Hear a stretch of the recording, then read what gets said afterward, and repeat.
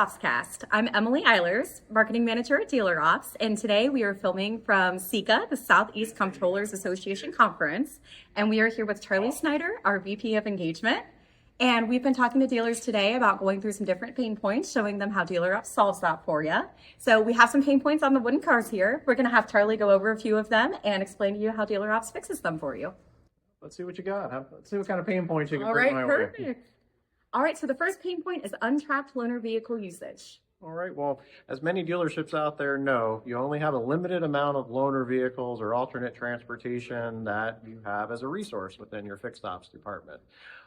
One report we have within our platform is called our Open ROs report, and we actually have a data point on that report that actually tracks any customers that are in loaners.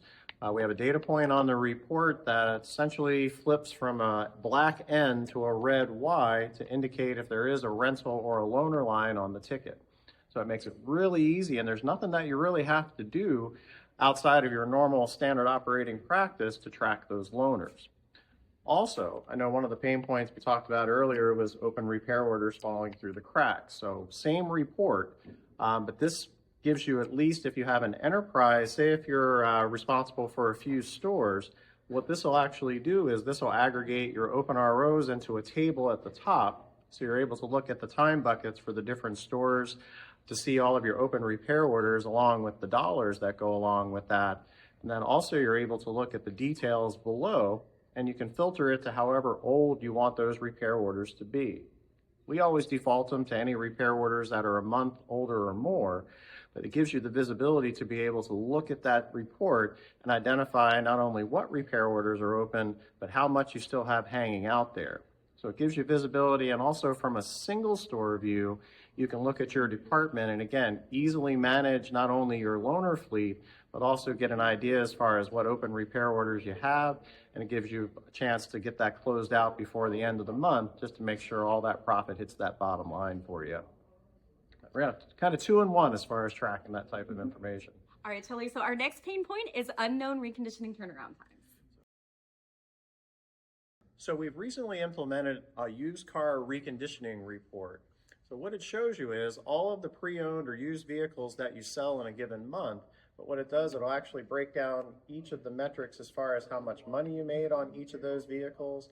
Plus it also shows you exactly how much money you put into that car to get it ready for sale. So essentially you have the ability to look at the dollar amounts that were put into that vehicle to get it ready for sale. Plus you have the ability to click into that dollar amount, so you're able to look specifically at those repair orders to see exactly what was done to get that vehicle ready for sale. A couple other things that we have within the report, we also have a cost to market data point, which that not only includes your recon costs, but if you have any packs involved, any adds to cost, anything like that that does factor into that amount, you are able to see that within that report, so you've got complete visibility on every vehicle that you sell. Also, there is a table at the top of the report that gives you an average reconditioning day metric, so you can see exactly how long it's taking you to get these cars ready for market. Also gives you an average amount that you put into each vehicle, and also how long you have those vehicles in stock. So you've got lots of information that really opens up the visibility as far as seeing what you've done with your used car reconditioning. One other item is our deal listing report also has a data point for reconditioning as well. So if you're looking at your used vehicles over a course of the month, you can see exactly not only the sales metrics, but also how much you put into each vehicle. So we've got two reports that really give you that type of information. Great. Thank you, Charlie. Yep.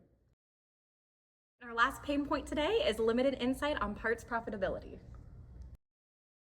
So we do have a report called the Parts Performance Report that really does provide you that visibility that you're looking at with your parts metrics.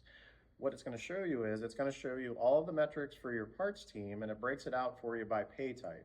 You'll be able to see how they're doing on retail tickets, wholesale, internals, and then parts that are going on repair orders. So you're able to look at their metrics and see the gross profit percentages that they have and what their sales and cost numbers are for the current month. But let's say if maybe a parts advisor has like a 10% gross profit percentage less than the other colleagues that he has. So you have the ability to actually click into the detail of that parts advisor And what we devised was a gross profit distribution table that breaks everything down into gross profit buckets so you're able to see easily if there are any exceptions that you might want to look into. Like say we have a bucket of the negative gross profit even, that if you see something like that, you're able to go to the bottom of the report and then open up the detail to look specifically at the invoices that maybe are ones that need some attention. So it gives you full visibility as far as any invoice that's processed through your department through a given month. And again, the first part of the report gives you an easy way you can look at the performance of each of the advisors. Great. Thank you so much. Yep.